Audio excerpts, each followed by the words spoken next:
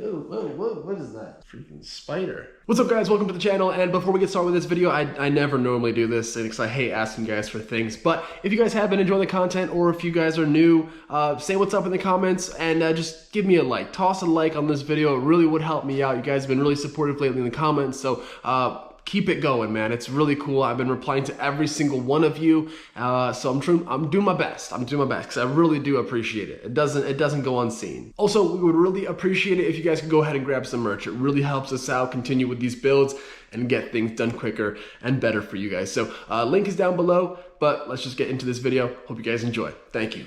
Also, we have posters like this, or posters like this. No, but in all honesty, guys, if you would like to buy a poster, they really do help us out. Mine will come signed and numbered. I don't know if Morgan's numbering hers, but hers can be signed upon request. But yes, guys, link below for posters and everything else that we have. So check it out. Let's get to the GTR video.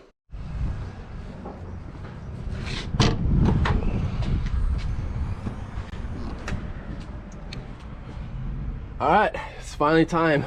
Fingers crossed they can help us out with this head, man, because obviously if you guys don't remember, oh, it's so dirty. This thing has some detonation marks. You guys see that?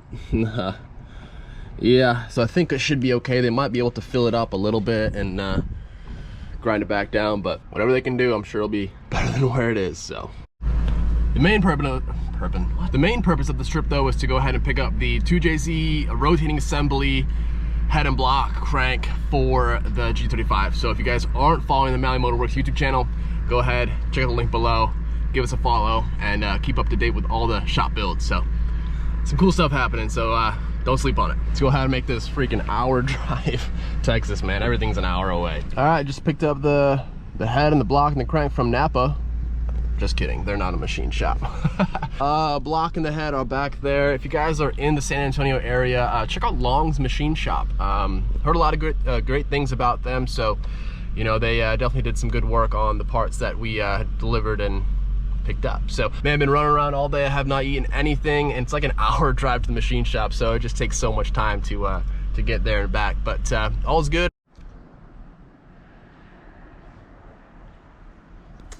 So fast forward several weeks, and well, don't mind the hair, by the way. So as you guys saw, we picked up the head. Well, actually, no, we did not. We dropped off the head. So actually, we're going to pick up the head, and I'm about to drop off the block. So quick update with the block. Here's the situation. Here's my thought process. So I would be mad at myself if I did not do rods. Let's be real, okay? I would be mad. Now, here's another thing to consider. I would like to pick up an RB30 somewhere down the line and basically start building that for the GTR, and then take the 26, find another 26 head, and then put that in either my Z, which obviously has the 2J in it now, or my S13, or something else. We'll see. But I think that's like the end goal. So do I want to go all out and put rods in an engine that's not going to be completely long? It'll be long term, don't get me wrong. Like, here's my thought. I think I'm gonna think a little bit more on the rods. Obviously, definitely doing pistons. It's just more so a reliability, a assurance thing. You know what I mean? So I was gonna try and sneak this. That's not gonna work. So in the meantime, check these out. Woo-hoo-hoo. Yes, sir. A subscriber saw my video, and well, let's just hop in the GTR really quick. So like I was saying, subscriber saw my video, noticed how crusty these boots are, and he actually said that he had a couple spares from his build. Now these are actually real leather, pretty dang nice. Gray stitching, you guys can see. It's like a silver gray. It's pretty cool. So we have the shift boot and the e-brake boot. So let's go ahead and figure out how to put these in. Shout out to Peter for the shift knob. You guys are too rad, man. Finisher. Oh, I see. They just click in. They're just held in by these little hooks. So try not to break them. Take a good look at this, because that is brutal. So some of you guys may not do this. Maybe you do. But for those who don't, you guys know how there was like that little, I guess, you know, plastic piece here at the top of the factory shift boot that kind of had that little, you know, support, kind of kept things where they needed to be. So we actually transfer that over. Now, if you guys are wondering how we did that, so when you take apart your factory one, you're basically going to have a ring in it, a little snap ring that just slides out the way. You have a little rubber band type thing, and then you actually have this cone piece itself. So flip it inside out, and you're going to want to go ahead and spread open your little folds, pop this in, pop the rubber band on. You don't even need the clip anymore, and then just go ahead and feed it back through. And now look, you guys have a completely OEM looking piece. You don't have to worry about those flaps in there. They'll just kind of hang out, do their own thing. And now that looks completely OEM, and then your finisher, which you get from your shift knob, will go ahead and cover that up. So you guys can see it looks absolutely epic and factory. So that looks sweet. Look at the difference. I mean, come on. You can't even compare.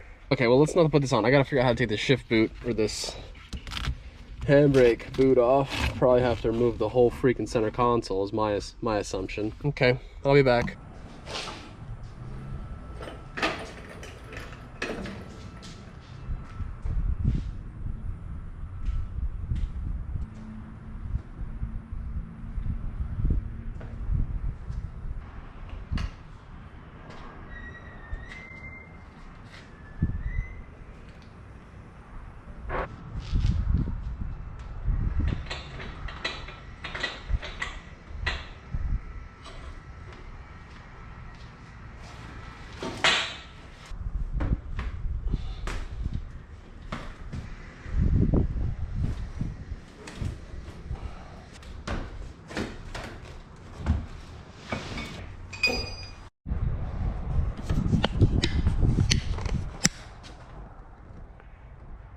All right, it's getting real.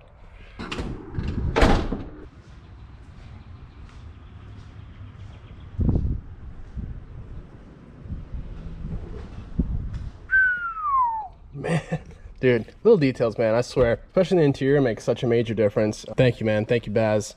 Very, very kind of you. He had a spare set and sent it my way, so appreciate it. I'm definitely putting it to get used and got rid of these crusty, dusty pieces, so that's a win. Loving it.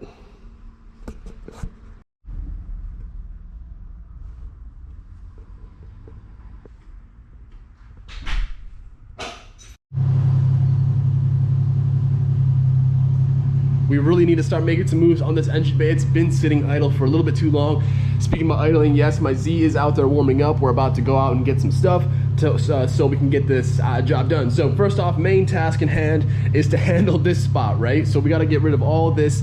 I have a really awesome idea coming, well, something planned to replace all of this. Gotta remove all these brackets because I just don't want them there. As you guys can see, we already spoke about this, but everything circled or X'd needs to be addressed in this engine bay. So we're gonna go ahead and start filling, patching, covering up some stuff, getting this thing ready for some primer, getting it ready for some paint, and getting it ready for the RB. So let's go ahead, let's hop in the Z, let's go ahead and get some stuff, and let's get this day rolling. I've also made myself a quick little to-do list. That way we have, you know, prime. You guys can't really see that, but this is just for the engine bay, you know, just to kind of get it ready and where it needs to be. But yeah, just having some sort of organization in front of you for you guys to look at, whether it's paint on your windshield, a little piece of cardboard, whatever it is, it definitely helps. So try it out.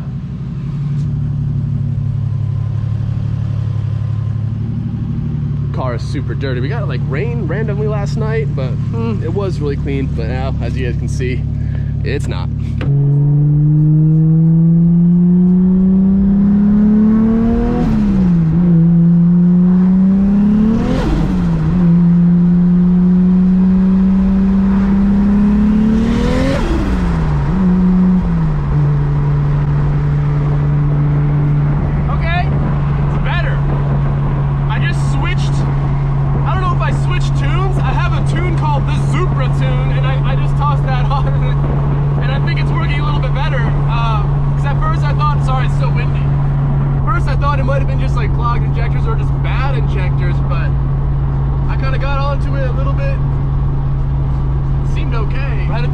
Go to get my welder.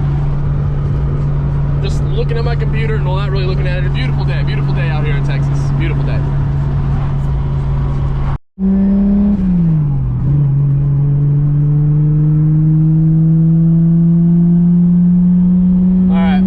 gear pull. Just gonna see where we're at.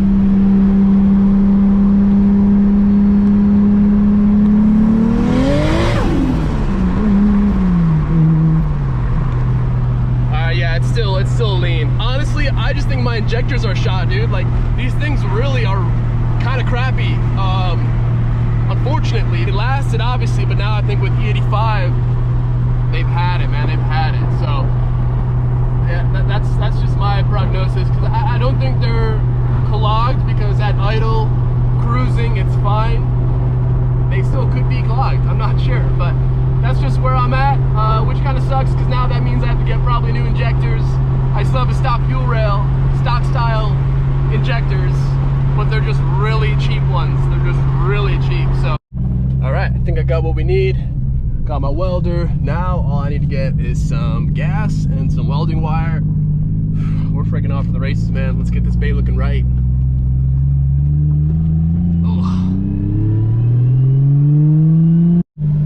So man, I'm here at my local welding supply store.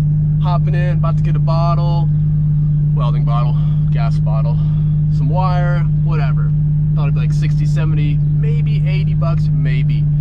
Dude says $260 for a small bottle. That's not normal, right? I never felt like I paid that much for my welder, my gas bottle back home.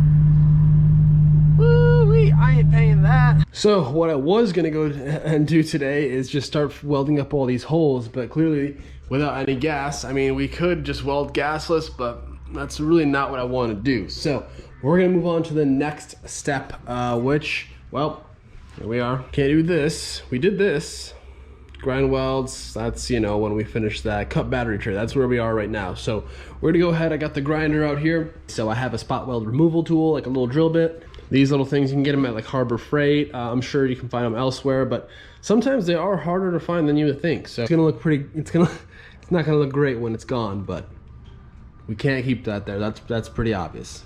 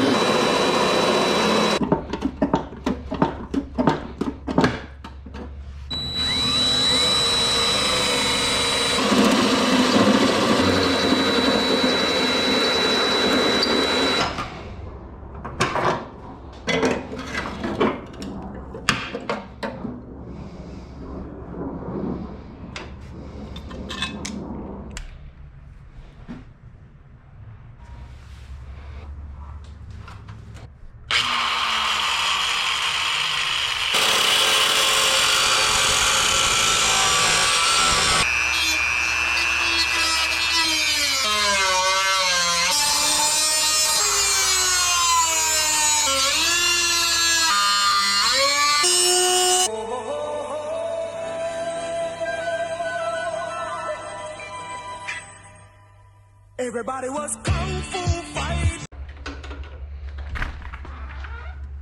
Babe, I got you a gift.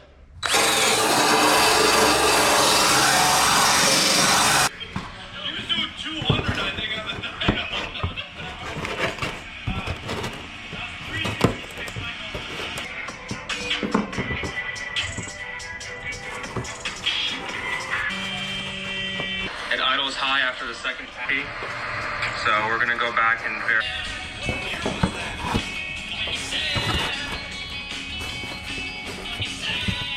Realistically, just an overall shitty. Everyone, in this episode of Motive Garage, we have an update on our R32 GTR project. No secrets. So instead of just a plain sheet of sheet metal, which, well, personally, that's a little bit boring, and I want to make this thing look a little bit more OEM, and I feel like if you do that, it makes it look like it has just been messed with and it doesn't look original. So I'm going to try and make it look a little bit more factory. So here's my plan. I'm going to go ahead. I found someone on Instagram. Huge shout out to you, man. Thank you. And I'm going to have them, he works at a shop, and they're going to go ahead basically and bead roll a little design in here. So I just got to figure out what I want that design to be, like whether it be a little X, or or something. We'll figure it out, but that way it actually looks factory like it's supposed to be there, and it has some rigidity to it. Because if you guys don't know, bead rolling adds a lot of structure to just flat pieces of metal.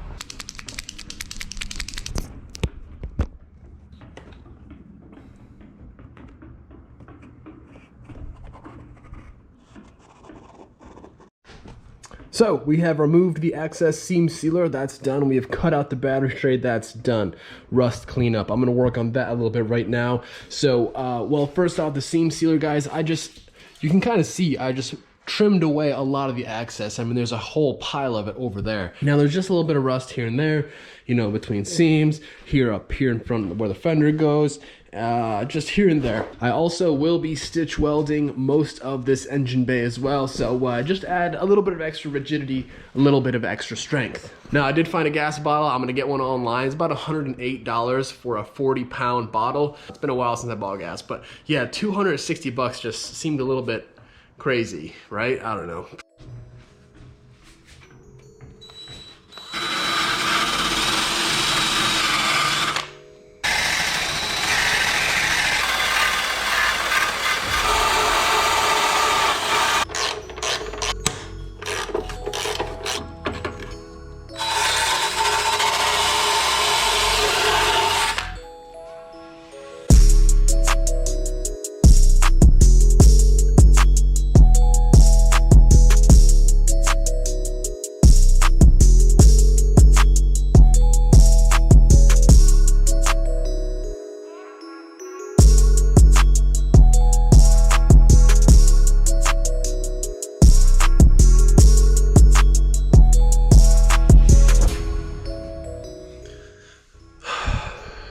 Looking good, it's looking good. Any area that I am down to bare metal or where there was rust, I'm actually gonna go ahead and just treat it. What I mean by treat it is I'm gonna apply like this spray that is very bright. I'm gonna apply like this spray, and it just kind of treats the metal, make sure that it won't come back to rust again, and just adds like a little protective layer.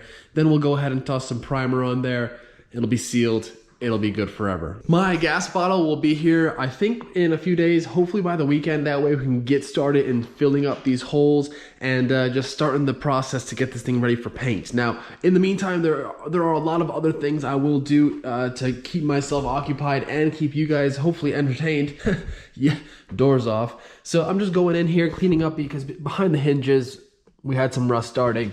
Same down here. Sorry, I wasn't filming too much just because the lighting is crap, but you guys can see we got a little bit of rust starting up in here. So we're gonna go ahead and clean all that up, make sure that is properly taken care of and repaired. And then we have some more, we have some more, we have some more.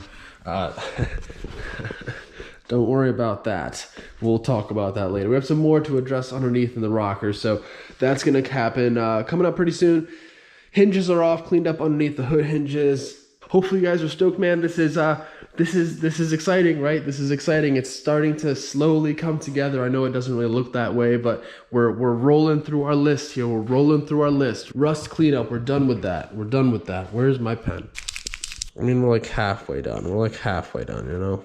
Engine bay is done. Stitch weld next time, weld the holes next time, and the rest soon. So, all right, guys, that's gonna be it for this one. Hopefully you guys are enjoying, and if you are, toss a like, toss a comment down below, grab some merch. It really would help us out. I've been trying to sell little things here and there. You guys have been seeing on Instagram to try and gain some side money for parts.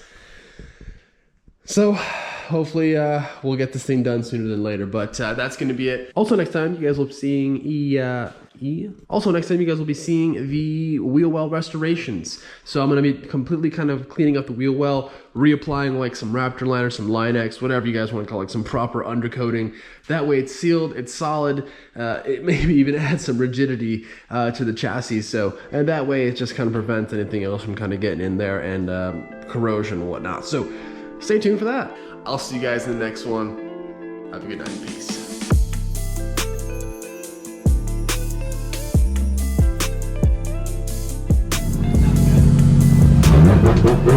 Thank you.